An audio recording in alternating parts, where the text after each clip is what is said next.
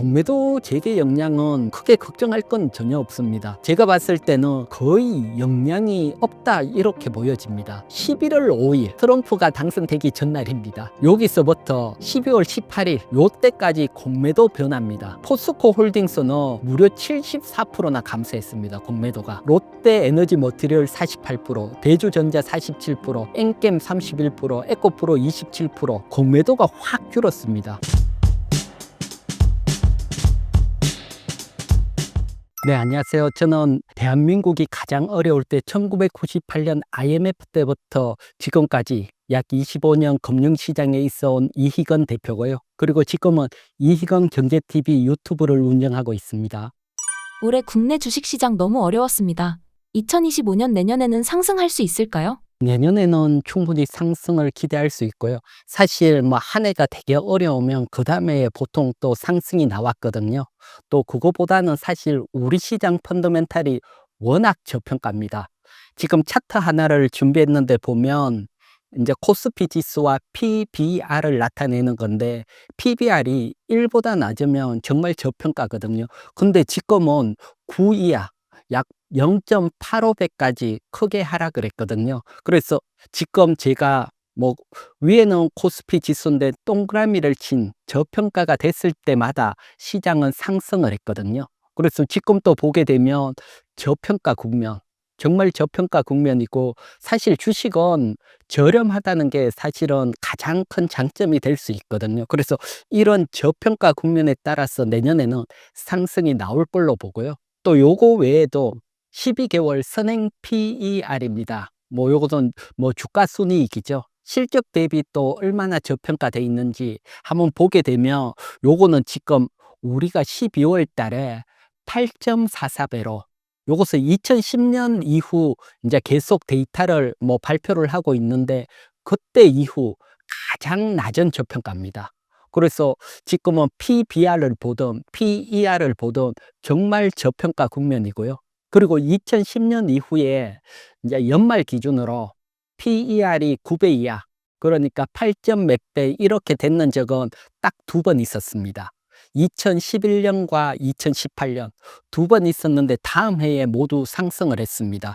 보면 2012년에는 9.38%, 2019년에는 7.67%, 약 평균 한 8% 상승을 했거든요. 그래서 올해 또 9배 이하의 연말을 맞이했기 때문에 내년에 기본적으로 한 8% 이상 충분히 상승을 할 수 있을 거다. 그렇게 보고 있으니까요.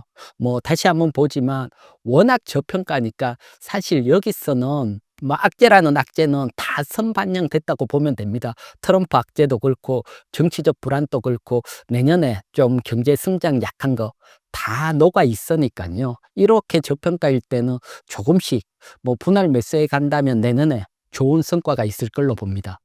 국내 주식시장이 상승하기 위해서 가장 필요한 것은 무엇일까요?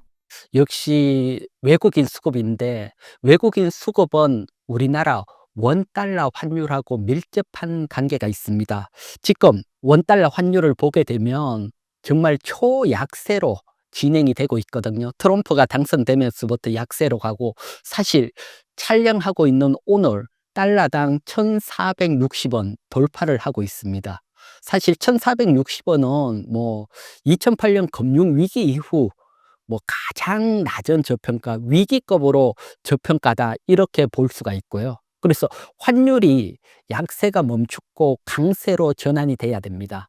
사실 환율이 이렇게 약세로 간다는 것은 우리 시장에 들어온 외국인들은 환손실이 난다는 겁니다. 조금 쉽게 설명을 드리면 지금 보시는 화면 맨 아래쪽에 보면 달러당 1,300원이라고 지금 보게 되면 달러당 1,450원. 이 얘기는 1,300일 때는 외국인들이 빠져나갈 때 1,300원을 주고 1달러를 받아서 나가야 되는데 지금은 1,450원을 주고 1달러를 받아서 나가니까 환율에서 벌써 11% 손실이 되는 거죠. 그러면 여기서 더 약세로 간다고 보면 외국인들은 더 약세되기 전에 미리 원화를 매도하고 빠져나가죠. 원화를 매도한다는 것은 주식시장에서 외국인 매도가 나온다는 겁니다.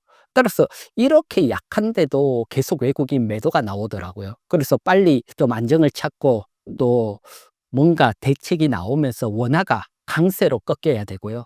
사실 우리나라 지수는 외국인 수급하고 정말 밀접한 관계가 있습니다. 얼마나 밀접한 관계가 있는지 한번 보도록 할게요. 지금 보게 되면 위에 10번 색은 코스피 지수고요.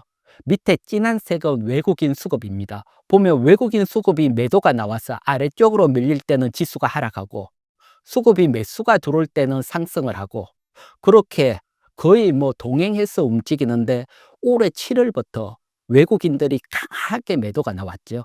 그러면서 시장이 빠졌는데, 요게 환율이 안정되고 외국인들이 매수가 확 들어온다면 우리 시장은 뭐 상승으로 전환될 걸로 보고, 제가 판단할 때는 빠르면 내년 2월, 늦어도 3, 4월에는 외국인이 매수로 전환될 것으로 보여집니다. 여기서 중요한 게 하나가 있는데, 사실 매일매일 외국인 수급을 보면 외국인들이 어떨 때는 뭐 한 3천억 팔았다가 한 2천억 샀다가 또 4천억 샀다가 3천억 팔았다가, 이게 수급이 들어오는 건지 나가는지 판단하기 어려울 겁니다. 그래서 가장 쉽게 판단을 하는 것은 작년 말부터 올해 연초부터 외국인들이 매수가 들어오면서 7월까지 상승을 했을 때, 요때 외국인 수급 연초에 가장 뭐 특징적인 뭐 움직임이 있었거든요. 그거 한번 보도록 할게요. 보게 되면 제가 특징적인 거 요렇게 표시를 했는데, 개인 수급, 외국인 수급, 기관 수급 돼 있는데 보면 올해 2024년 1월 11일 날 외국인들이 2조 2,963억, 엄청나게 매수가 한번 확 들어왔습니다. 이게 외국인들이 매수로 전환되는 신호입니다. 하루에 2조 원 이상 확 들어온다든가, 아니면 옆에 거 보면 2월 1일, 2월 2일 이틀에 나눠서 1조 원 이상 연속으로 들어왔거든요. 그래서 한 2일 합쳐서 2조 원 대량의 외국인 매수가 들어오면 이건 상승으로 전환이 되는 신호로 보고, 이때부터는 적극적으로 매수로 뭐 임해도 되고요. 좀 보수적이신 분들은 요런 어떤 흐름을 잘 체크하신다면 내년에 정말 좋은 기회를 잡을 수 있을 걸로 보여집니다. 2025년을 주도할 섹터나 주식은 뭐가 있을까요? 내년에는 사실 경기가 조금 안 좋아질 확률이 상당히 높거든요. 그래서 경제 성장률도 뭐 한 1.9% 정도. 사실 2% 이하로 나온 게 뭐 우리가 한 5, 6번 위기 때 빼고는 없는데, 내년에 한 1.9% 정도 예상을 하고 있고, 또 여기에 탄핵 국면 맞으면서 좀 더 다른 어떤 글로벌 IB들은 조금 더 낮게 보는 측면도 있고요. 그리고 정권사들이라든가 이런 데서도 예상 영업이익을 계속 하향 조정을 하고 있습니다. 그래서 지금 보면 2025년 영업이익 전망치 변화율이거든요. 그래서 보면 더 하락할 거라고 보는 게 반도체입니다. 가장 오른쪽에 있는 게 가장 약할 거로 보는 거니까 반도체, 화학, 디스플레이, IT, 건설, 그 다음에 화장품도 포함이 돼 있고, 그 다음에 뭐 건강관리, 그러니까 제약 바이오, 그 다음 뭐 철강 운송, 요런 섹터들은 내년에 영업이익이 좀 감소할 거라고 보기 때문에 지금 움직이기에는 사실 부담스럽다, 요렇게 보고, 또 하나 보게 되면 반도체라든가 IT, 철강이라든가 이런 것들은 미국에 수출하는 겁니다. 아무래도 관세가 어떻게 될지, 미국 관세 정책 이런 영향도 있으니까 좀 부담스럽고요. 반대로 아직 뭐라 그럴까, 영업이익 전망치를 하향시키지 않은 업종을 보면 조선, 조선이 있고요. 또 가장 증가할 거라고 보는 것은 유틸리티인데, 사실 이건 좋은 건 아니지요. 유틸리티는 전기 방어주니까. 그래서 유틸리티를 제외하면 뭐 가장 좋게 보이는 게 조선이나 아니면 소프트웨어. 조선이나 소프트웨어도 자세히 보면 미국 관세하고는 조금 무관한 어떤 섹터거든요. 그래서 요런 섹터. 또 제가 뭐 가장 좋게 보는 것은 조선주고요. 조선주들은 쉽게 생각을 하면 여러분, 배를 계약을 할 때 달러로 계약을 합니다. 그러면 환율이 이렇게 약화되면 영업이익이 확 좋아지죠. 회계로 잡힐 때는 원화로 잡히니까. 그래서 1달러를 받더라도 환율이 1,300원일 때는 매출이 1,300원인데 지금은 1,450원으로 잡히니까 똑같은 거더라도 환율 약세에 따라서 수혜를 받고요. 물론 반도체, 철강도 약세의 수혜를 받습니다. 하지만 여기에는 트럼프에 따른 관세 리스크가 상존을 하기 때문에 좋다고 보기는 약간 어렵고요. 대신 조선은 관세하고 무관합니다. 뭐 배 만드는데 미국이 관세 붙이고 하지는 않으니까요. 여기에 또 하나 중국에서 만든 배는 미국 들어갈 때 또 세금 매긴다 이런 얘기들도 있으니까 오히려 트럼프 수혜까지 겹치는 세타니까 뭐 가장 좋게 보는 게 조선 세타고, 또 영업이익 측면을 보면 금융도 변화가 없지만 금융은 지금 밸류업 정책이 자초됐기 때문에 조금 어렵고, 그렇게 본다면 뭐 소프트웨어나 조선 주가 가장 유망해 보이고요. 또 여기서 중요한 게 1월 20일 트럼프가 취임을 하면 중국에게 관세를 매기게 될 거고요. 그러면 미중 분쟁이 다시 일어날 겁니다. 그러면 미중 분쟁에서 가장 유리한 종목, 앞에 조선 얘기를 했잖아요. 그래서 트럼프 1기 때 미중 분쟁이 나왔을 때 섹터별 어떤 변화가 있었는지 한번 보도록 할게요. 보게 되면 요게 2018년 5월부터 12월, 그러니까 트럼프 1기 때 미중 분쟁이 났을 때 보면 그래프가 아래쪽으로 갔는 것은 다 주가가 하락했다는 겁니다. 그리고 위로 갔는 건 상승을 했는데 상승했던 섹터는 딱 두 개입니다. 통신하고 조선. 그래서 통신 조선 물론 업황 영향도 있지만 뭐 조선은 지금이 또 슈퍼 사이클이고 그때하고 업황이 똑같으니까 미중 분쟁에도 유리한 섹터는 조선이고요. 반대로 가면 가장 하락을 했는 게 철강입니다. 철강, 그다음 반도체, 기계, 정권, 디스플레이, 소매, 화장품, 자동차 다 하락을 했거든요. 그래서 요런 쪽에서는 아직 트럼프가 취임을 하면 리스크도 있으니까 아직 큰 자금들이 미리 올리기는 어렵잖아요. 그래서 이런 것들이 트럼프 관세 정책을 보면서 조금 움직이거나 아니면 대응을 해야 되고, 지금은 미리 트럼프가 당선되기 전에 이렇게 무역 분쟁 났던 종목들은 우리가 조금 피해 있는 게 지금은 좋고요. 그래서 지금 본다면 조선주들이 가장 유리하다. 원화 약세에도 수혜를 받고 트럼프 관세 정책에서도 좀 비춰 있고, 오히려 트럼프에 따른 뭐 트럼프가 뭐 미국 조선산업은 한국 도움이 필요하다 딱 얘기를 하면서 트럼프 수혜까지 기대를 할 수 있으니까요. 그래서 조선주 좀 눈여겨 보시고요. 그러면 전체적인 섹터 다시 한번 정리를 해 볼게요. 지금 보게 되면 섹터로 당장 뭐 비주도 섹터로 제가 요렇게 표시를 했는데, 요것은 내년에 영업이익이 감소를 한다고 본 섹터, 그리고 미중 분쟁에서 1기 때 또 가장 강하게 하락한 섹터, 요런 섹터 비주도 섹터로 했는데, 뭐 이게 비주도 섹터지 하락한다는 뜻은 아니고요. 또 관세 정책에 따라서 상승을 할 수 있지만 지금은 비주도 섹터로 봐야 된다. 그런 측면에서 보면 반도체, 자동차, 철강, 화학, 기계, 건설, 2차 전지, 신재생 에너지, 유통 요런 쪽에서는 조금 한 발 비켜 있어야 된다 보여지고요. 그다음 중립으로 보는 섹터는 바이오입니다. 바이오는 사실 내년 2025년 영업이익이 조금 감소할 거다 그런 측면이 있는데, 대신 바이오 같은 경우들은 사실 금리 인상을 할 때 정말 고생을 했거든요. 근데 지금은 금리 인하기이기 때문에 중기적으로 환율 수혜를 받을 수 있습니다. 그래서 좋다고 이렇게 하는데, 여러분 12월 달에 미국 FMC에서 내년에 금리 인하를 4번에서 2번으로 줄여버렸죠. 그래서 그 수혜를 확 크게 받기는 조금 부담스럽다, 금리 쪽.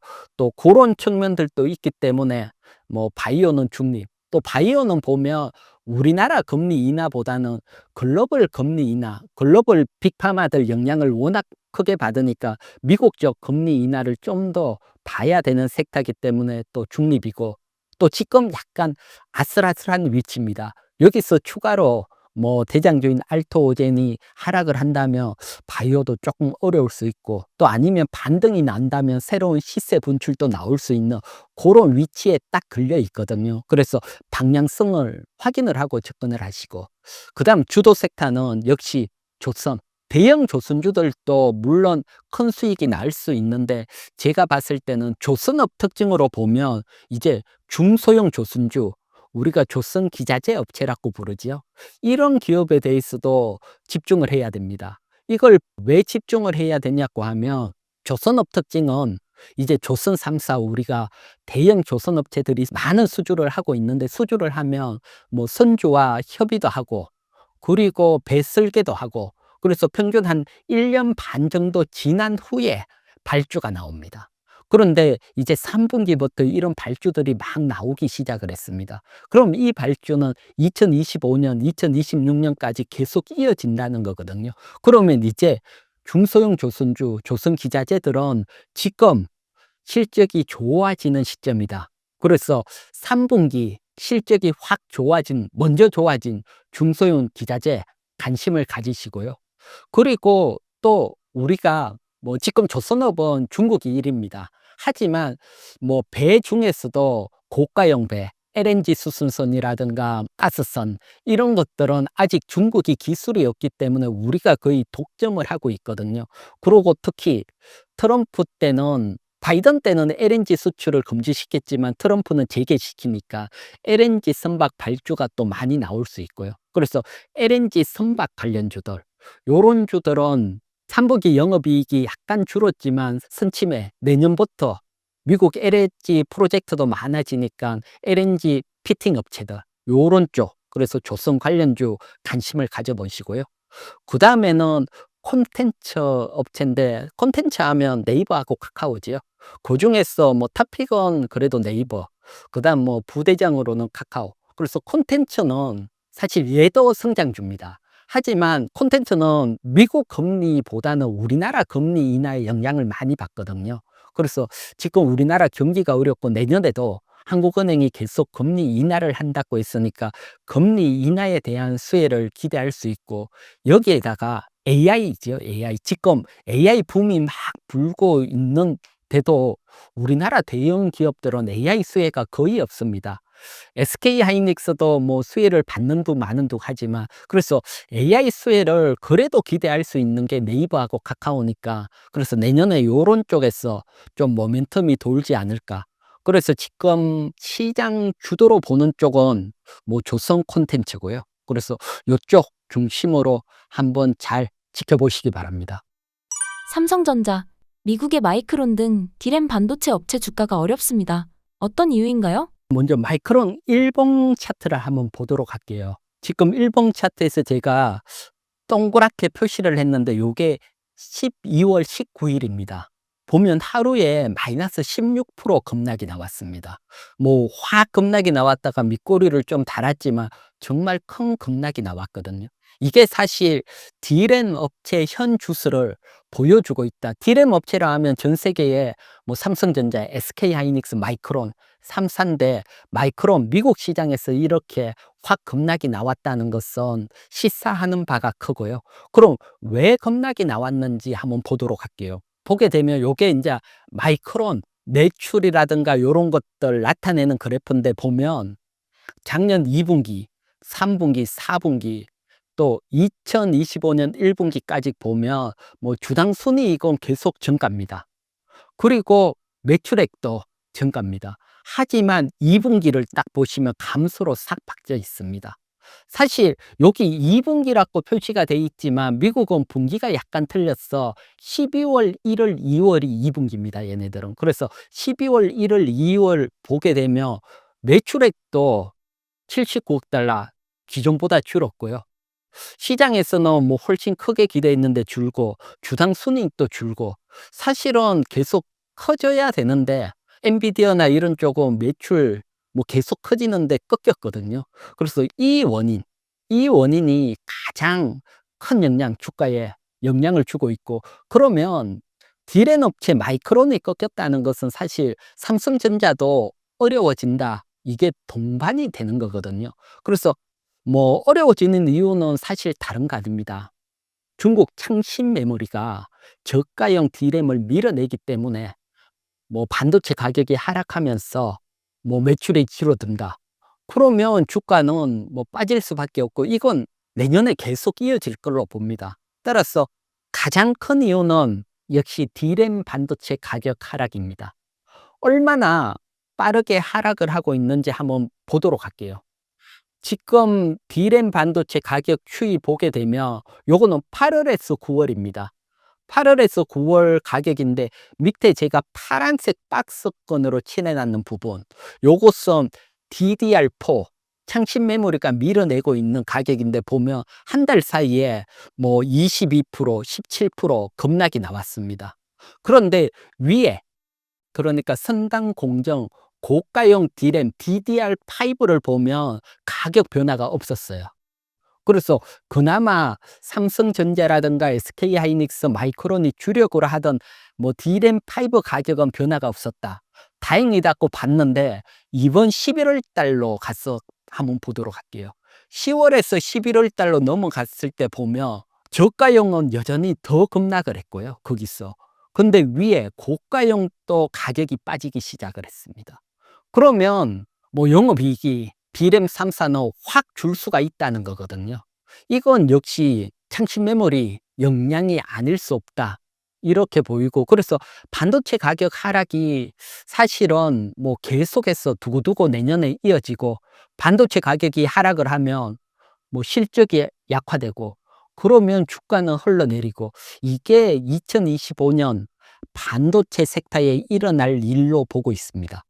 반도체는 사이클 산업인데 내년 반도체 업황은 어떻게 될까요? 사실은 뭐 상당히 어려워 보이고요. 제가 앞에서도 DDR5가 지금 삼성전자나 뭐 SK하이닉스나 또 마이크론, D램 만드는 회사의 주력입니다. 그런데 정말 좀 뭐 위협적인 뉴스가 하나가 나왔거든요. 그 뉴스 한번 보도록 할게요. 지금 요것은 중국에서 이제 광고가 나온 뉴스입니다. 광고 나온 뉴스인데 보게 되면 중국 입장에서는 DDR5 국산화했다, 즉 DDR5까지 창신 메모리가 양산이 됐다고 지금 광고가 나오고 있습니다. 이렇게 되면 이제는 DDR5도 중국이 밀어내기 시작을 하면 정말 어려워지거든요. 사실 여기에 대해서는 아직 삼성전자라든가 마땅한 방법이 없습니다. 삼성전자가 3분기 실적 컨퍼런스 콜에서 내년 전략으로 DDR4를 줄이고, 창신 메모리가 밀어내는 DDR4를 줄이고 DDR5 더 늘리겠다, 이렇게 했는데 이제 창신 메모리가 DDR5까지 양산에 들어갔기 때문에 뭐 삼성전자 전략이 좀 어려워졌다. 그러니까 정말 사실 반도체 업황은 내년에 계속 어려워지고요. 여기에다가 지금 뭐 다른 수급적인 측면은 사실 괜찮습니다. 지금 보면 반도체 업체가 수급이 있고 또는 뭐 공급적인 측면. 그래서 수급은 그나마 다행히 좋아지고 있거든요. 지금 보시는 것은 PC 출하량인데 2020년, 2021년 코로나를 겪을 때 워낙 출하량이 높았기 때문에 이후에 출하량이 많이 낮아졌거든요. 그런데 내년에는 한 5% 정도 증가할 거다. 그래서 수급적인 측면에서는 나쁘지 않고, 그 다음에 스마트폰도 사실 내년에 한 1.6% 올해보다 증가할 거다. 어쨌든 증가를 하고, 그 다음에 서버 출하량도 증가를 하고, 수급은 좋은데 공급적인 측면, 앞에서도 제가 설명을 드렸지만 창신 메모리가 워낙 물량을 밀어냅니다. 사실 중국은 뭐라 그럴까요? 가격 상관없이 밀어냅니다. 왜 그러냐고 하면 중국 정부로부터 보조금을 계속 받습니다, 걔네들은. 그러니까 사실은 공정한 게임이 아니죠. 그래서 보면 수율이 안 나오더라도 보조금 받으면 플러스가 되니까 계속 밀어내니까 사실 삼성전자나 미국의 마이크론이나 이런 쪽에서는 불리한 싸움일 수밖에 없고요. 그래서 내년도에 지금 요것은 트랜스포스 예상인데, 올해는 창신 메모리가 4에서 한 5% 정도 시장 점유율인데 내년에는 10% 넘어간다. 이 얘기는 이제 세계 점유율에서 이제 반도체 D램 뭐 공급업체는 삼성전자, SK하이닉스, 마이크론, 여기에다가 창신 메모리까지 포함을 시킨 4파전으로 간다, 이렇게 보여지고요. 여기에 또 중요한 게 중국이 사실은 반도체에 어떻게 보면 슈퍼갑입니다. 워낙 많이 수입을 하고 반도체 뭐 소비가 크니까. 그런데 자국 반도체를 쓰면 보조금을 줍니다, 기업들에게. 이 얘기는 창신 메모리 반도체 쓰라는 얘기입니다. 그 반도체 쓰는 기업에 보조금을 주니까.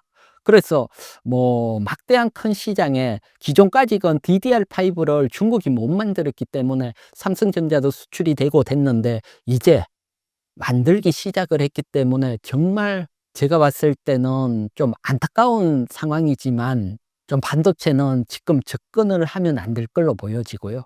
그리고 중국이 이렇게 중국 기업이 들어오면 모든 산업 사이클이 엉망으로 돼 버립니다. 뭐 어떻게 보면 뭐 황소개구리처럼 뭐 생태계를 파괴시키듯이 산업 생태계를 거의 파괴를 시키거든요. 그게 또 단적으로 보여지는가 한번 보도록 할게요. 지금 요것은 D램 가격 YOY입니다. 이 얘기는 전년도보다 D램 가격이 얼마나 상승을 했는지 하락을 했는지를 나타내는 겁니다. 보면 이제 D램 가격이 위에 이제 0보다 높을 때는 가격이 상승을 했다는 거고, 그러면 반도체 사이클에서 이때는 반도체가 성장하는 사이클, 그리고 반도체 가격이 하락하는 아래쪽으로 갔을 때는 반도체 업황이 어려운 사이클. 그래서 보면 상승 사이클 주기를 보면 2014년대에 보면 22개월이 상승 사이클이라고요. 그 다음에 18년도 보면 25개월. 그 다음에 2021년 보면 22개월. 그래서 거의 상승 사이클과 하락 사이클이 같이 유사하게 움직여 왔습니다. 이게 한 20년간 이렇게 계속 이어왔고요. 요렇게 이어올 수 있었던 이유는 이제 반도체 가격이 하락을 하면 지금 삼성전자나 SK하이닉스나 마이크론이 감산을 합니다, 같이. 그러면 반도체 가격이 다시 상승을 하고, 그래서 사이클을 만들어 왔는데 창신 메모리가 등장을 하고부터는 2024년은 상승 사이클이 12개월 밖에 안 되고 꺾여 버렸습니다. 그래서 창신 메모리가 부상하고부터는 이런 20년간 이어온 반도체 사이클도 깨졌습니다, 지금. 깨지고 뭐 거의 반값 메모리를 밀어내다시피 하니까 이 사이클이 언제 다시 복귀가 될지는 알 수가 없는 상황이고, 그러면 이제 창신 메모리하고 삼성전자, SK하이닉스, 그다음에 마이크론하고 3사하고 치킨 게임이 시작이 됐다, 이렇게 보면 됩니다. 그런데 이건 가격에서 싸움이 안 됩니다. 그래서 항상 중국 기업하고 다른 치킨 게임을 했을 때는 다 중국이 이겼습니다. 뭐 태양광도 그렇고 디스플레이도 그렇고 뭐 모든 산업이 워낙 보조금을 받고 밀어내기 때문에 다 이겼는데, 지금 반도체마저 이렇게 꺾였죠. 지금 벌써 반도체 가격이 하락으로 접어들었으니까.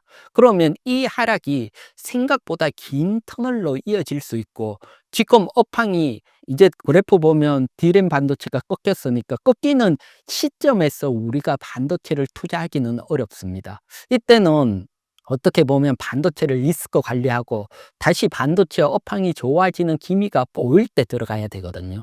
그래서 지금 보면 아쉽지만 반도체 사이클은 상당 기간 어려워질 수밖에 없는 상황이니까 여러분들이 반도체 접근은 조금 자제하는 게 좋아 보입니다. 하락한 삼성전자, 내년에는 상승할 수 있을까요? 일단 삼성전자를 제가 지금 업황은 제가 어려워진다, 이렇게 설명을 드렸잖아요. 그리고 차트적으로도 한번 보도록 할게요. 특히 우리가 뭐 오늘 사서 내일 파는 건 아니니까 긴 월봉 차트로 한번 보도록 할게요. 지금 보게 되면 삼성전자 월봉 차트입니다. 이렇게 보면 아주 오랜 기간 추세선을 타고 삼성전자가 상승을 해왔습니다. 지금 보면 항상 직전 사이클보다는 그 다음 사이클 주가가 더 크게 상승을 했습니다. 그래서 상승을 했는데 이번에는 2000년도 큰 상승보다 주가가 넘어서지 못하고 하락을 해버렸습니다.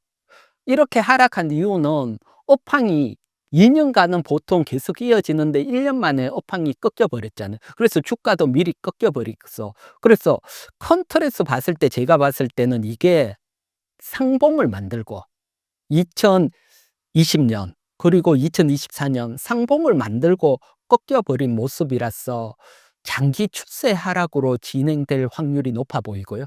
그래서 여러분들도 기술적 공부 많이 해보셔서 아시겠지만 주가라는 게 상승 추세선을 타고 가다가 상봉을 만들고 상승 추세선을 이렇게 이탈을 해버리면 다음은 추세선까지 반등이 나오고 그리고 장기 하락으로 이어지는 그런 확률이 상당히 높아 보입니다. 따라서 삼성전자가 뭐 자사주 매집이라든가 이런 모멘텀을 타고 뭐 6만 원 넘어가고 6만 5천 원 좀 반등이 나오면 추세선 뭐 상단은 한 6만 5천 원 정도 되니까 반등이 나오면 비중 축소를 해야 될 걸로 보이고요.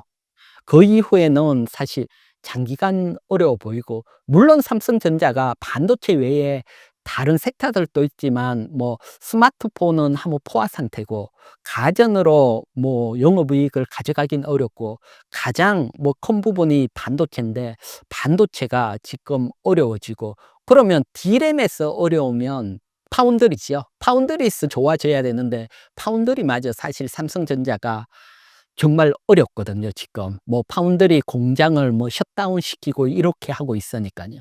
그러기 때문에 제가 봤을 때는 내년도 추세 상승으로 이어지긴 어렵다. 그래서 반등이 나오면 대응을 하시는 게 좋아 보이고요.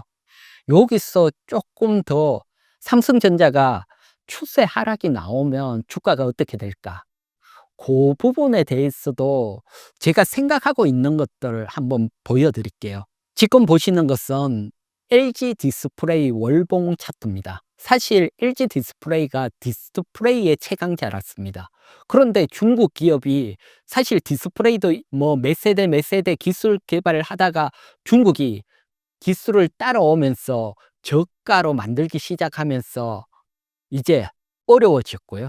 그러면서 적자로 빠지기 시작을 했거든요. 그래서 차트를 이렇게 보면 워낙 강하고 대형 차트는 한 번에 확 무너지지는 않습니다. 하락을 하다가 반등이 나오고, 또 요거 월봉 차트니까 하락을 하다가 또 월봉으로 반등이 나오고, 희망을 주지만 중국한테 못 이기면서 20년간 장기 하락이거든요. 그래서 삼성전자도 일정 부분 상승이 나오다가 또 하락이 나오고 상승이 나오다가 하락이 나오는 이런 환경으로 갈 확률이 상당히 높고, 또 제가 약간 뭐 안타까운 측면이, 사실 삼성전자 같은 경우는 기술력도 승부를 하고, 과거 이건희 회장 같은 경우는 뭐 독일에서 또 뭐 부인이라든가 빼고는 다 바꿔라 이런 카리스마가 있었는데, 이번에 인사 발령 봤을 때 이재용 회장 같은 경우는 그런 카리스마가 잘 안 보이거든요.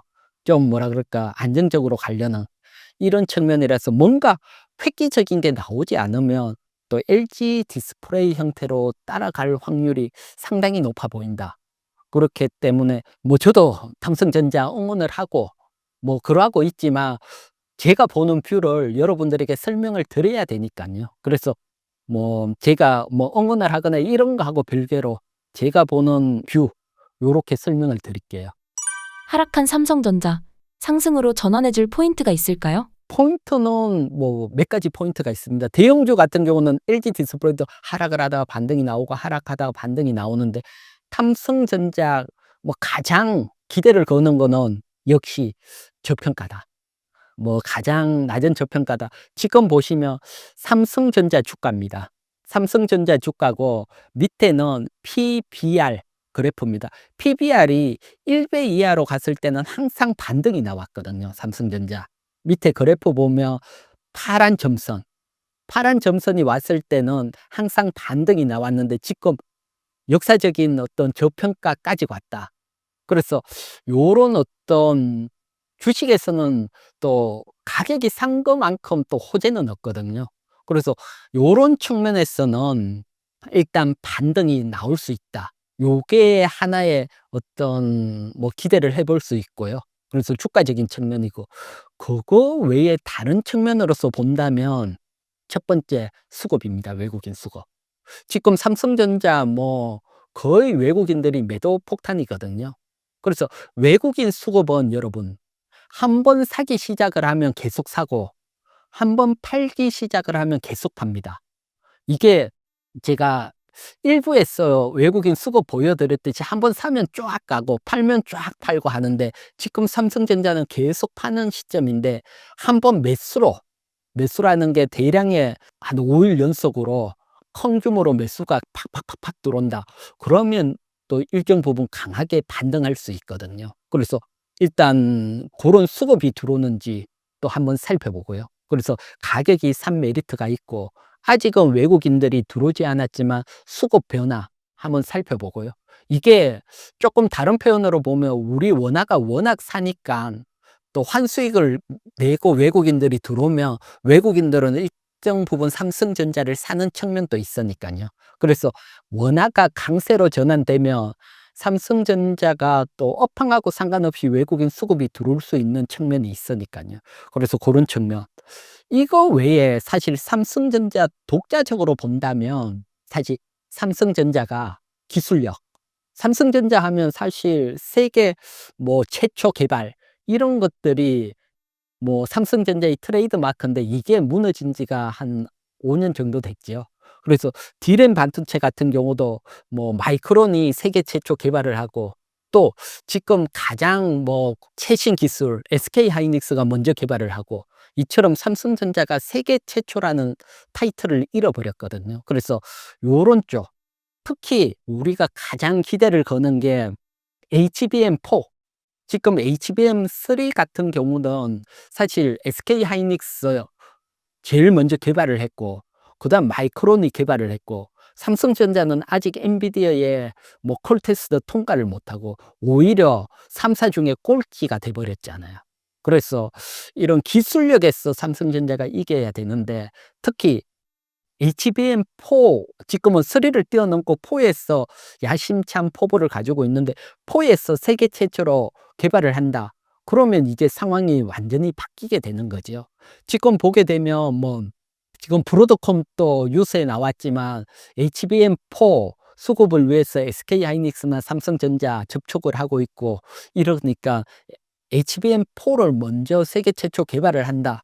그러면 또 전혀 다른 양상으로 또 강하게 반등이 나올 수 있으니까 뭐 정말 처음으로 돌아가셨어 삼성전자가 기술력 뭐 우리가 예전에 세계 최초 이런 기술력을 가지고 있는 삼성전자로 가고 그리고 이런 HBM에서 뭐 힘을 내서 또 세계 최초로 개발해 주기를 바라고요. 요런 소식들이 나오면 삼성전자 주가는 또 전혀 다르게 반등이 나오니까 이때는 또 안 가지고 계신 분이라도 또 매수 동참해도 된다 설명을 드릴게요. 삼성전자의 실적 부진을 예측하신 이유가 무엇인가요? 삼성전자, SK 하이닉스 보면 사실 지금 뭐 AI 시대의 가장 핵심은 HBM인데 HBM 반도체가 삼성전자가 아직 퀄 테스트를 엔비디아 통과를 못 했거든요. 그래서 요게 뭐 SK 하이닉스는 뭐 거의 독점으로 공급하니까 여기에서 삼성전자와 SK 하이닉스는 명확하게 좀 운명이 바뀌었다고 그럴까요? 그렇기 때문에 개발이 돼 있는 SK 하이닉스가 삼성전자보다는 훨씬 유리한 측면이 있습니다. 그래서 SK 하이닉스를 뭐 더 좋게 보는 거고요. 하지만 전체적인 반도체 업황으로 본다면 반도체 전체 업황이 하락을 하니까 뭐 전체는 리스크 관리를 가야 되고 또 하나가 사실 삼성전자가 HBM3 엔비디아의 퀄테스트 통과된다는 얘기가 계속 나왔는데 지금까지 못 통과되고 있는 게 그 기술적인 문제. 그러니까 HBM이라는 것은 D램 반도체를 차곡차곡 쌓아서 연결을 하는 거. 그래서 이런 기술적인 문제가 아니고 D램 반도체 자체에 문제가 있을 수 있다. 이게 문제면 상황이 커지거든요. 이런 뉴스들도 계속 나오고 있기 때문에 삼성전자로서는 이런 어떤 기술적인 문제가 계속 발목을 잡는데 이건 사실 우리가 삼성전자를 상상할 수 없었던 얘기들이거든요. 항상 기술력이 최초 개발을 했는데 그래서 이런 뉴스들도 나오니까 삼성전자는 명확하게 보여줘야 됩니다. 기술력 좋다. 이게 나오기 전까지는 어쩔 수 없이 뭐 SK 하이닉스가 탑픽이 될 수밖에 없다. 요렇게 설명을 드릴게요. 2025년 2차 전지 전망과 지금 저점 매수의 기회인지 궁금합니다. 일단 뭐 2차 전지 가지신 분들이 또 2025년 2차 전지가 어떻게 될지 많이 궁금해 하시잖아요. 그래서 먼저 전망을 한번 설명을 드리도록 할게요. 이제 제가 보는 타임라인 밑에 보면 1분기, 2분기, 3분기, 4분기 그다음에 아래쪽은 주가 움직임 표시를 했는 거거든요. 그래서 한 1분기까지건 좀 뭐라 그럴까요? 뭐 횡보로 보고 있고 2분기부터는 서서히 좋아지고 3분기, 4분기는 확 좋아진다. 그래서 컨트레스는 이렇게 보고 있습니다.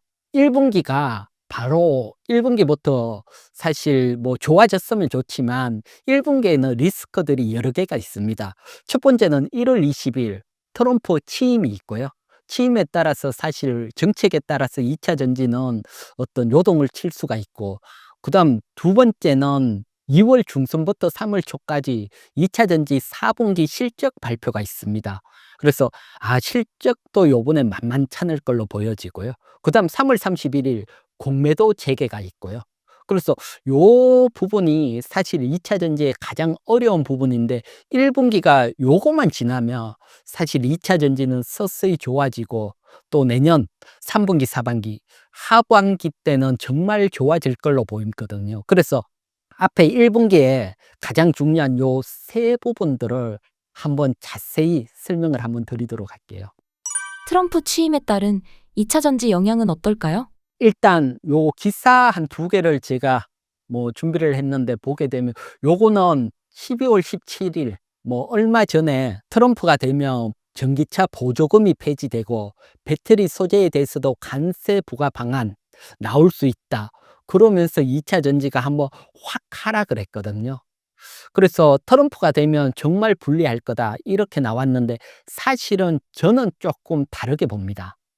트럼프가 취임이 되면, 막상 취임을 하게 되면 지금 트럼프 리스크로 빠졌던 것들이 오히려 반등이 나올 거다.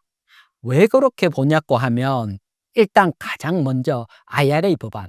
IRA 법안 폐지하는 것은 사실 불가능하거든요. 여러분들도 아시겠지만 지금 통과된 법안이 폐지할 때는 상원에서 60석 찬성이 필요합니다. 그래서 밑에 보면 상원이 지금 공화당이 52석, 그다음에 민주당이 48석이니까 60석 뭐 만드는 건 거의 불가능하다. 그래서 IRA 법안 폐지는 불가능하고요. 그러면 다음 대안이 뭐가 있냐고 하면 예산 조정입니다. 예산 조정. 쉽게 말해서 예산을 안 줘버리면 집행이 안 되잖아요. 그래서 이 예산 조정인데, 예산 조정하는 데는 하원 과반 의석이 필요합니다. 그래서 지금 하원을 보게 되면 공화당이 220석, 민주당이 215석, 공화당이 5석이 더 많기 때문에 과반은 가능할 거다, 요렇게 볼 수도 있지만, 조금 더 구체적으로 가보면 밑에 이제 기사에 보듯이 지금 25개 주요 자동차 업체 배터리라든가 전기차 조립 공장 가운데 19개가 공화당 하원 의원 지역구입니다. 그러니까 자기 지역구에 돈 벌고 이렇게 있는데 없애자, 이거는 사실 미국에서는 쉽지 않거든요. 그래서 올해 8월 같은 경우도 뭐 한 18분 지역구에 있는 분들이 모여서 반대한다, 아예 공표를 했거든요. 그렇기 때문에 이런 측면까지 본다면 예산 조정도 사실 저는 불가능할 거다, 이렇게 보입니다. 그러면 현재 바이든 체제하고 바뀌는 건 없습니다. 그대로 체제가 유지가 될 거다. 그렇지만 주가는 트럼프가 되면 어려워질 거라고 보고 미리 하락을 했잖아요. 그래서 트럼프가 당선이 되고 이거 조정을 하는데 의석 관계로 조정을 못한다, 그러면 오히려 2차 전지에는 트럼프가 취임하고부터 변화가 안 생기면 호재로 작용을 할 거다, 요렇게 보여지고요. 그 다음에 지금 벌써 뭐 좋은 또 기사들이 나오고 있지요. 그 부분 또 한번 보도록 할게요. 보면 일단 트럼프가 취임을 하면 중국에게 관세를 부과하지요. 그래서 한 60% 부과한다, 이런 얘기들이 나오고 있는데, 2차 전지 소재 쪽에서 보면 여러분 지금 동박이나 분리막, 요 소재 산업은 사실 IRA 법안을 어떻게 보면 보호받지 못했어요. 그래서 중국하고 경쟁을 하는데 우리 가격이 한 10에서 30% 정도 더 비쌉니다. 중국이 더 싸게 밀고 들어오고 있으니까 상당히 불리한 입장이랐는데, 이제는 중국에게 60% 관세를 매겨버리면 우리 가격이 더 경쟁력이 생겨버립니다. 따라서 트럼프가 들어오면 이런 호재도 나올 수가 있거든요. 그래서 트럼프가 중국에게 관세를 부과한다. 이런 뉴스가 나오면 동박이나 분리막 관련주에 한번 관심을 가져보시고요. 의외로 요런 쪽도 수혜로 바뀔 수도 있으니까요. 그래서 뭐 트럼프가 된다고 좀 눌렸던 이거는 진행이 되기 어렵고, 또 관세는 뭐 바로 부과할 확률이 높으니까 관세에 따른 수혜는 바로 받을 수 있고, 그래서 트럼프가 취임을 하게 되면 어렵다 이런 거보다는 오히려 트럼프 취임 전까지 가장 악재로서 요동을 치고 막상 취임을 하게 되면 서서히 반등이 나오지 않을까 요렇게 보고, 주가적인 측면에서도 한번 보도록 할게요. 보면 지금 보시는 게 타이거 2차 전지 ETF 차트인데, 이렇게 보면 2021년 9월 쭉 상승을 했다가 한번 조정을 받고, 그리고 다시 한번 2022년 12월 달에 다시 한번 확 상승이 나왔거든요. 사실 글로벌 시장에서는 여기서부터 그대로 하락을 했는데 우리나라만 다시 강한 상승이 나왔습니다. 이건 다른 게 아니고 미국이 IRA 법안 통과하면서 우리나라가 수혜를 받겠다고 보고 다시 한번 강하게 상승을 했거든요. 그래서 보면 어떻게 보면 IRA 법안에 따른 어떤 수혜가 저 정도 폭은 가지고 있었다. 그런데 트럼프가 되면서 이 수혜가 없어진다고 보니까 시장이 요동을 치는 겁니다. 그래서 트럼프가 되기 전까지는 좀 더 이런 요동이 나오고 있고, 또 트럼프가 되고 몇 가지 말들이 나오고 초에는 요동이 나올 수 있지만 어려운 구성으로 보면 사실 변화시킬 건 없어 보이니까요. 그래서 트럼프가 취임하고부터는 서서히 상승을 기대한다. 요렇게 설명을 드릴게요. 2025년 3월 31일 공매도 재개에 따른 영향은 어떻게 보시나요? 공매도 재개 영향은 뭐 크게 걱정할 건 전혀 없습니다. 제가 봤을 때는 거의 영향이 없다 이렇게 보여집니다. 그렇게 보는 이유를 한번 보도록 할게요. 보면 지금 제가 공매도가 많은 기업들 리스트 쫙 준비를 했거든요. 그래서 요렇게 그래프를 보면 11월 5일 요게 이제 트럼프가 당선되기 전날입니다. 여기서부터 12월 18일 요때까지 공매도 변화입니다. 그래서 보면 포스코 홀딩스는 무려 74%나 감소했습니다. 공매도가 확 감소를 했고, 롯데 에너지 머티리얼 48%, 대주전자 47%, 엔겜 31%, 에코프로 27%, 뭐 공매도가 확 줄었습니다. 그래서 옆에 공매도 비중이라고 요렇게 표시가 돼 있는데, 에코프로나 양극재 몇몇 기업을 빼고는 나머지는 공매도가 0점대입니다. 이건 일반적인 코스피 코스닥 공매도보다 오히려 더 적다는 겁니다. 이건 이제 다르게 생각을 해보면 공매도 세력이 코스닥 2차 전지 지긋지긋하게 작용을 했는데, 공매도 세력 입장에서 봤을 때는 지금 트럼프 리스크로 주가가 빠질 때 이때가 가장 낮다고 보고 청산을 하고 있다 이렇게 봐야 되죠.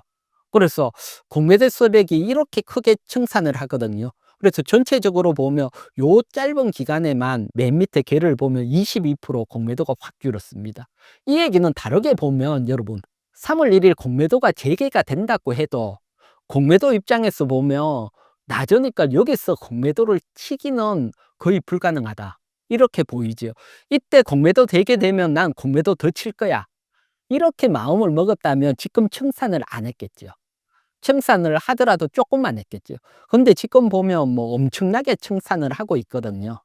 또 특히 뭐 가장 어려운 포스코 홀딩스 같은 경우는 정말 뭐 74% 청산이 되고 비중 다른 뭐 대형주보다 오히려 줄어들었습니다. 따라서 공매도 청산 입장에서 보면 포스코 홀딩스는 매수 기회입니다.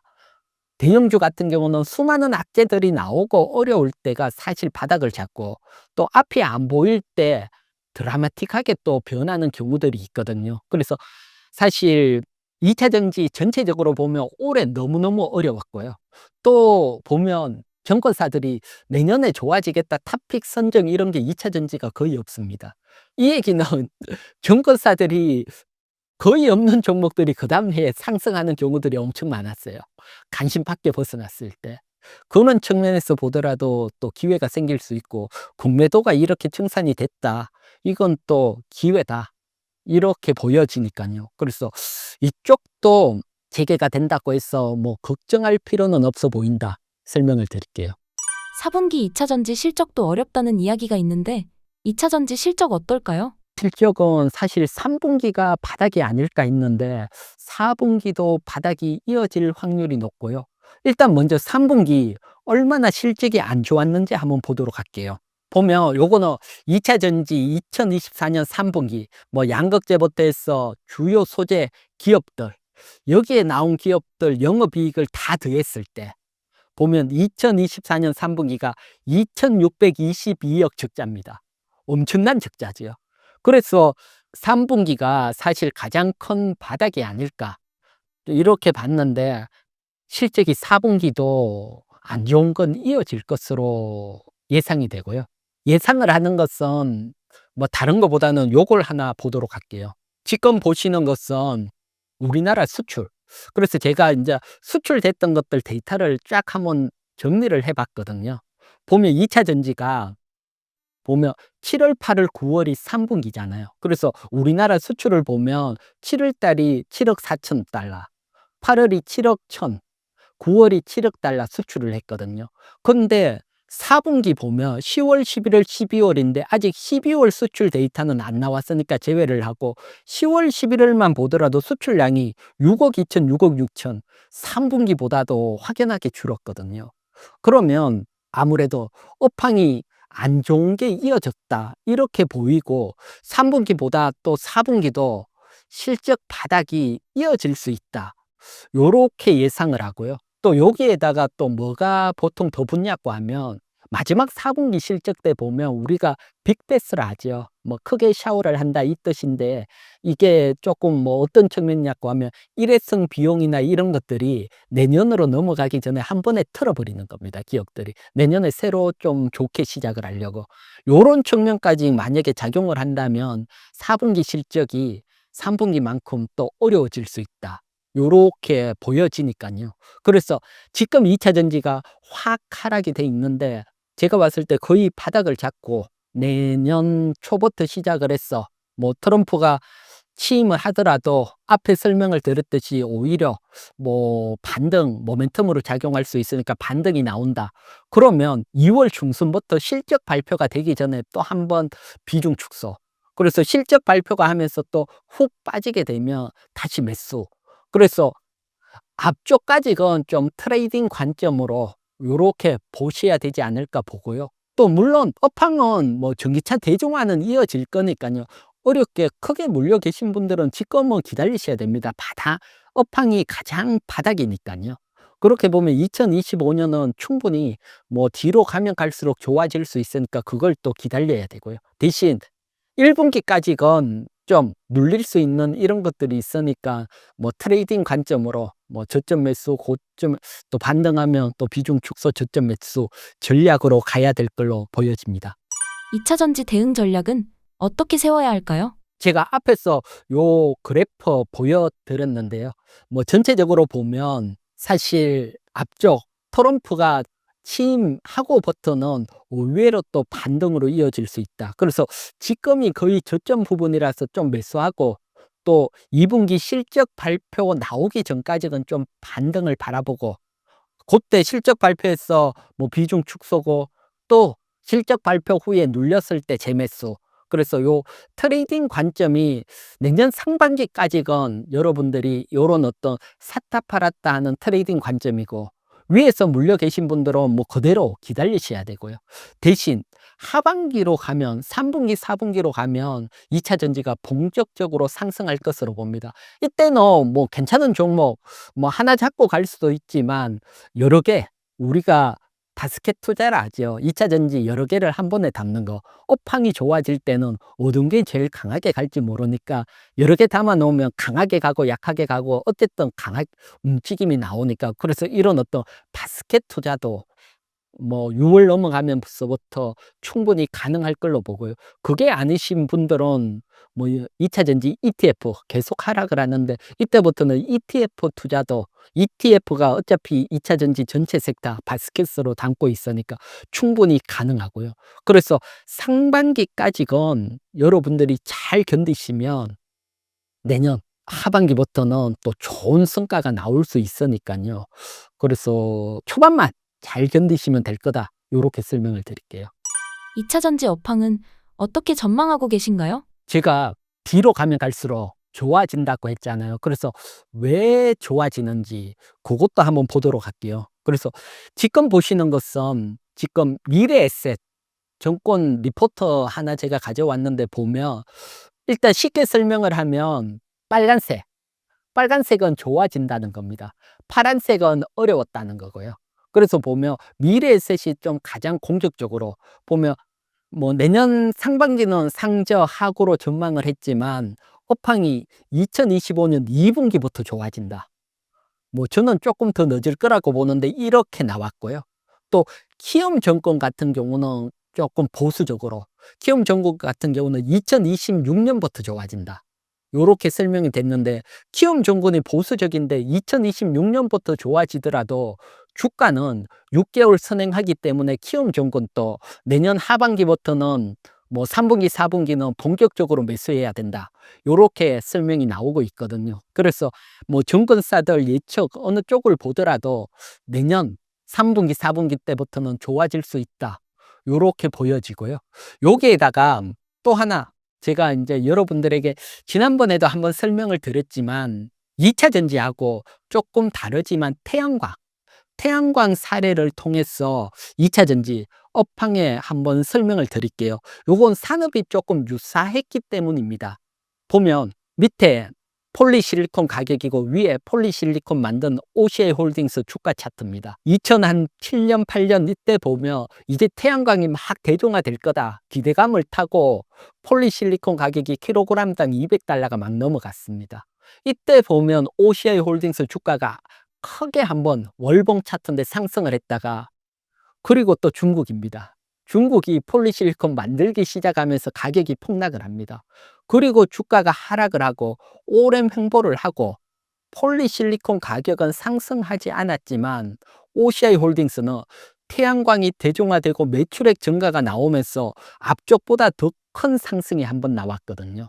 그래서 지금 2차 전지가 거의 비슷합니다. 기대감을 가지고 2023년 크게 상승을 했다가 또 지금 캐점이 나오면서 뭐 양극재 가격이라든가 가격 하락하면서 주가가 하락했고 그리고 미래의 대중화를 기다리고 있고 그래서 기간적으로 보면 앞에 OCI 홀딩스가 1차적으로 크게 상승 후에 조정을 받았는 게 한 6, 7개월 조정받고 횡보를 한 게 한 1년 반 횡보.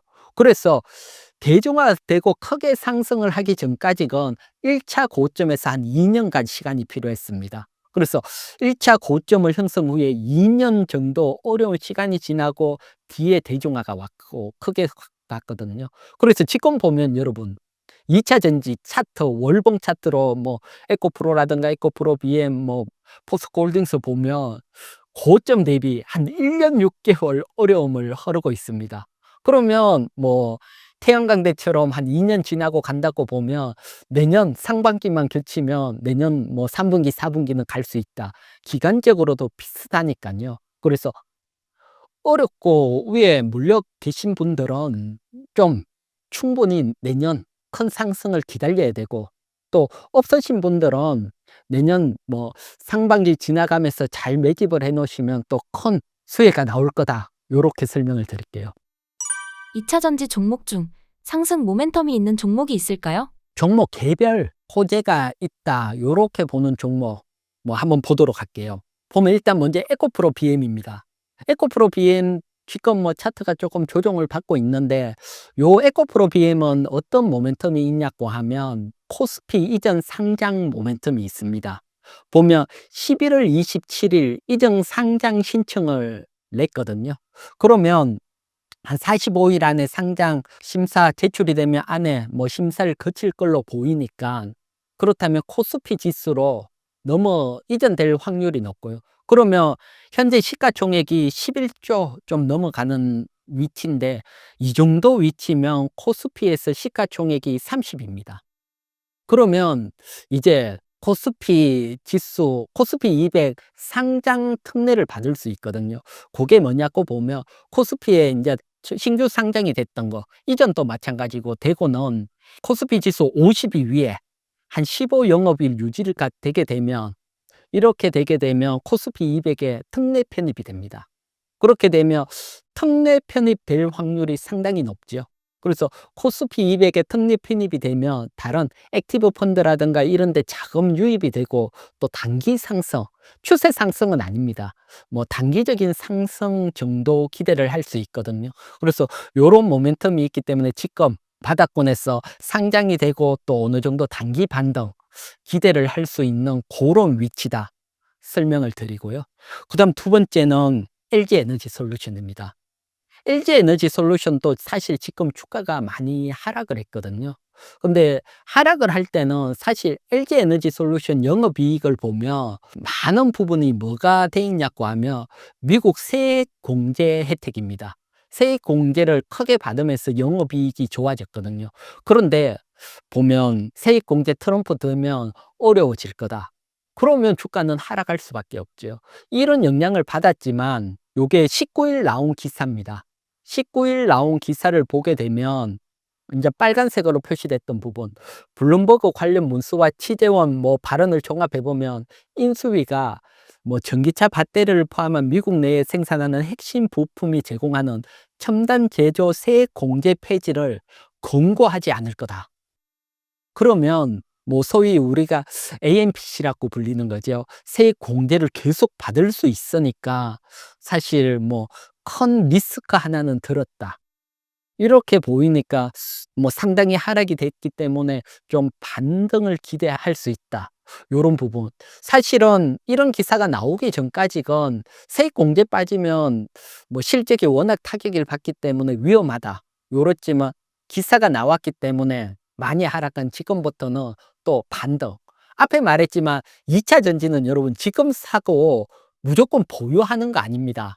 제가 3부에서도 한번 설명을 드렸는데 2차 전지는 내년 상반기까지건 저점에서 매수해서 반등이 나오면 일정 부분 수익 실현, 또 저점 매수하면 비중 추가, 또 반등이 나오면 수익 실현. 어떻게 보면 트레이닝 관점으로 상반기는 대응을 해야 된다. 따라서 지금 제가 설명드렸던 종목들은 반등이 나오면 일정 부분 수익 실현을 해야 한다. 트레이닝 관점에서 설명을 드리는 거다. 요것도 뭐 설명을 드리고요. 요 두 종목 정도는 뭐 많이 하락을 해 있고 또 개별 이슈가 있으니까 한번 관심을 가져보시고 반등을 노려보시기 바랍니다. 포스코홀딩스는 조정을 많이 받았는데 어떻게 보시나요? 포스코홀딩스도 사실 내년에 뭐 충분히 상승할 거다 보고 있고요. 또 지금 워낙 많이 하락해 있는 지금이 또 매수 기회로 보고 있고요. 사실 워낙 하락이 돼 있는데 포스코홀딩스는 철강 부분도 사실 어렵고 그다음에 뭐 2차 전지도 아직 캐전 구간에 어렵고 전체가 가장 어려울 때죠. 하지만 사실 다들 어려워할 때 주가라는 게 먼저 움직이는 이런 측면도 많고요. 그래서 철강 먼저 한번 볼게요. 철강. 철강을 보게 되면 좌측 벽에 있는 중에 진한 붉은색. 요것은 중국 내수 가격입니다. 열연 가격. 보면 계속 하락을 하다가 위에 꼬리를 달고 상승을 하기 시작을 했고요. 아시아권에서도 엷은 색인데 반등이 됐고, 그다음 미국 쪽에서도 반등이 됐고요. 유럽은 아직 하락을 하고 있지만 전반적으로 글로벌 열연 가격 보면 반등이 나오고 있습니다. 그다음 오른쪽 보면 우리나라는 계속 하락을 하고 있습니다. 그래서 보통 중국에서 가격이 상승하면 한 1, 2분기 뒤에 우리가 따라서 이제 가격이 상승을 하거든요. 그런 측면에서 보면 철강 가격이 지금이 가장 바닥일 건 확률이 높고, 중국이 지금 뭐 대규모 부양책도 나오고 또 제철소 짓는 거 8월부터 못 짓겠죠. 그런 측면에서 보면 중국 가격이 먼저 상승을 하고 그다음에 우리 가격도 상승 전환될 확률이 높다. 그러면 철강 가격이 지금이 가장 뭐 바닥권이다. 그래서 주가 측면에서 보면 뭐 가장 어려울 때지요. 그래서 대형주는 뭐 밀짚 모자는 겨울에 사라듯이 지금 가장 어려울 때 모아 놓으시면 또 업황이 개선되면서 좋아질 걸로 보여지고요. 그다음 두 번째는 리튬 공급 가격입니다. 보면 현재 리튬 스팟 가격 요렇게 까만 점선으로 표시가 돼 있는데 위에 막대 그래프 노란 그래프는 리튬을 생산할 때 드는 코스트입니다. 보면 코스트가 더 높은 애들이 있어요, 가격보다. 지금 보면 특히 중국 제련 같은 경우는 이 얘기는 중국 제련이 만들면 만들수록 적자가 난다는 겁니다. 코스트 뭐 판매 가격보다 코스트가 비용이 더 드니까. 그래서 지금 캐틀 같은 경우는 장신성 리튬 공장 생산 중단을 했듯이 그런 측면에서 보면 리튬 가격도 지금이 가장 바닥이다. 생산 중단도 나오고 이럴 때니까요. 그런데 여기서 비용, 리튬 만들 때 비용이 가장 적게 드는 게 보면 여러분 가장 왼쪽에 있는 남미 연호입니다. 포스코 홀딩스가 지금 원래 집중하는 이 남미 연호 쪽이지요. 그래서 가격 경쟁력도 포스코 홀딩스가 가장 유리하다. 따라서 리튬 가격도 가장 바닥입니다. 이 얘기는 철강 가격과 리튬 가격이 가장 바닥이다. 주가가 가장 바닥이라는 얘기입니다. 여기서 더 빠지기는 어려운 상황이죠. 그러면 바닥권에서 매수하고 가격이 반등이 나오면 주가는 미리 움직이는 측면들도 있고요. 또 특히 뭐 리튬 같은 경우는 내년에 뭐 미국 IRA 법안 폐지가 어려우니까 내년 같은 경우는 리튬이 이제 중국산을 사용하면 안 되거든요. 그러면 북미에 사용되는 리튬 가격은 프리미엄이 붙고 더 상승할 확률이 높고요. 그런 측면에서 본다면 뭐 가장 어려운 지금 포스코 홀딩스는 뭐 충분히 매수해도 되고 또 위에서 매수하셨던 분들은 지금은 충분히 기다려야 되는 위치다. 요렇게 설명을 드리고요. 그다음 뭐 전체적으로 요거는 뭐 리포트 쪽인데 2차 전지 가격을 보면 리튬 가격 보면 정말 급격하게 하락을 했거든요. 하락을 했는데 이제 더 이상 하락하기 어려울 정도로 만드는 비용보다 더 떨어졌으니까 더 하락하기는 어렵고 점진적인 반등이 나올 거다. 요렇게 예상을 하고 있고 니켈도 마찬가지고요. 그래서 전반적으로 뭐 2차 전지 쪽에서는 뭐 가장 지금 어렵지만 좋아지는 국면으로 바뀔 거다. 특히 뭐 아르헨티나 염호 같은 경우는 코스트가 가장 낮으니까요. 뭐 포스코 홀딩스가 뭐 아무래도 직접적인 수혜를 받을 수 있다. 요렇게 설명을 드리고 그다음 차트 한번 보도록 할게요. 포스코 홀딩스 월봉 차트입니다. 월봉 차트를 보면 여러분 현재 주가 위치를 제가 빨간색으로 표시를 했거든요. 보면 2차 전지 호재를 받기 전에 어떻게 보면 움직이는 어떤 중간 정도까지 또 하락이 돼 있습니다. 그래서 일반적으로 주가가 상승과 하락을 하는 사이클 속에 뭐 중하단까지 밀려 있다.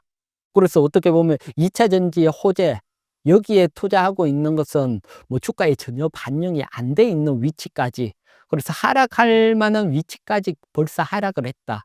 그래서 뭐 2차 전지 수혜 리튬 가격이 조금 반등이 나온다든가 철강 가격 뭐 지금 중국 저가산이 워낙 들어오고 있지만 앞에 보듯이 중국 내에서도 철강 가격이 반등하는 모습이 나오고 있으니까요. 반등 뭐 멈춘다든가 이러면 충분히 내년에 뭐 상승이 나올 수 있다. 설명을 드릴게요. 그리고 뭐 보면 PBR 뭐 말도 안 되는 저평가 위치까지 가 있고 앞에서도 한번 설명을 드렸지만 공매도가 뭐 70% 이상 확 줄었으니까요. 그래서 뭐 실적을 펀더멘탈을 보던 공매도를 보던 또 업황을 보던 지금이 저점이다. 요렇게 보여집니다. 중소형 2차 전지 종목 중 관심 가져도 될 종목이 있을까요? 사실 2차 전지가 3분기 실적 발표가 쫙 나고 이제 많은 기업들 한 7, 80개 기업 실적 조사를 쫙 했는데 실적이 그래도 가장 양호한 게 4680 원통형 배터리 섹터 가장 양호하더라고요. 그래서 그 원통형 배터리 섹터 중에 그래도 지금 뭐 2차 전지가 전체 하락을 했는데 좀 하락이 약한 애들 그러고 3분기 실적이 더 좋아졌던 기업을 보면 동원 시스템즈입니다. 그래서 동원 시스템즈 보게 되면 뭐 앞에 뭐 6월 또 8월 뭐 요 정도 저점 정도까지 조정이 받았고요. 사실 다른 2차 전지는 이걸 깨고 벌써 하락을 했거든요. 그래서 다른 2차 전지 종목보다는 좀 강하다. 요렇게 보고 요것은 아무래도 뭐 4680 원통형 배터리가 뭐 내년 본격적인 양산이 되면서 산업이 개화가 되는 거죠. 또 우리 LG 에너지 솔루션이 테슬라에 납품할 수도 있고 거기에 따른 수혜 기대를 할 수 있고 2024년 3분기 때 2차 전지 전체가 영업이익이 다 적자로 가고 안 좋았지만 동원 시스템즈는 작년에 비해서 20% 이상 더 좋아졌거든요. 그래서 영업이익 기준으로 보더라도 저평가 위치고요. 그래서 동원 시스템즈 뭐 관심을 가지고요. 늘 말하지만 추세 상승이 아니고 2차 전지는 반등만 노리시라 설명을 드릴게요. 2025년 주도주 매수 기법을 공개해 주실 수 있나요? 주도주 매수 기법은 사실 앞으로 다가올 주도주가 어떤 게 될지, 사실 지금 눈에 보이는 것은 제가 일부에서 조선주라고 했는데 내년에 새로운 주도주가 막 부상을 할 수도 있습니다. 그래서 여러분들에게 새롭게 부상할 주도주 어떻게 매수할 수 있는지 방법 알려드릴게요. 뭐 제가 점쟁이가 아니고 뭐 특별히 어려운 건 아닙니다. 여러분들도 뭐 너무나 당연하지만 생각만 하고 있으면 뭐 당연하게 주도주 매수할 수 있으니까요. 일단 이렇게 볼게요. 지금 보게 되면 외국인 수급이 짙은 파란색인데 외국인들이 한번 팔면 계속 팔고 사면 계속 사고, 그래서 지금 올해 7월부터 계속 팔잖아요. 요게 내년에는 한번 매수로 바뀔 거다, 요렇게 보고 있습니다. 그러면 매수로 바뀔 때 제가 외국인 수급 특징이 일부에서 이렇게 설명을 드렸죠. 한 번에 보면 올해 1월 11일 때 보면 한 2조 2천억 한 번에 확 매수가 들어왔다. 그럼 이제 2월 1일이나 2일 또 1조 이상 연속적으로 1조 원 이상 확 매수가 들어왔다. 이렇게 되면 외국인 수급이 턴이 되는 거고, 이때는 집중적으로 이제 우리 시장이 상승할 수 있다 설명을 드렸잖아요. 여기서 여러분 하나 더 팁을 가면, 한 발 더 가면 어떤 게 있냐고 하면, 이렇게 대규모 자금이 들어올 때 외국인들이 집중 매수한 종목이 거의 주도주가 되면서 갈 수 있습니다. 이때 보면 반도체 많이 매수했는데 뭐 SK 하이닉스는 1월부터 한 100% 가까이 상승이 나왔거든요. 이처럼 내년에 외국인들이 대규모 매수가 확 들어올 때 외국인들이 집중 매수한 섹터, 거기에 종목 같이 포트에 담아 놓으시면 외국인들이 계속 매수가 들어오면서 사면서 상승을 할 겁니다. 따라서 요런 거 여러분들이 생각만 하고 있으면 또 매수할 수 있으니까요. 요것도 꼭 한번 생각을 하시고, 외국인과 같은 종목 나는 매수해 간다 생각을 하시고요. 그리고 뭐 요런 기법뿐만 해서 다른 중소형주 매수 기법 저 이희경 경제TV 유튜브에 오면 다양하게 설명돼 있으니까요. 또 연휴 나왔을 때 한번 오셔서 공부해 보시기 바랍니다. 마지막으로 신사임당 구독자분들께 한 말씀 부탁드립니다. 우리 시장 너무 어렵지요. 사실 어렵지만 또 뭐 어떻게 보면 뭐 지금이 펀더멘탈로 가장 견디기 어려울 때입니다. 하지만 요것만 살짝 지나가면 또 의외로 골이 깊으면 또 산이 높으니까요. 좋은 시점 나오니까 내년에는 충분히 반등할 수 있을 거다 이렇게 보이니까 다들 힘들 내시고요. 내년에는 좋은 성과 있으시길 바랄게요.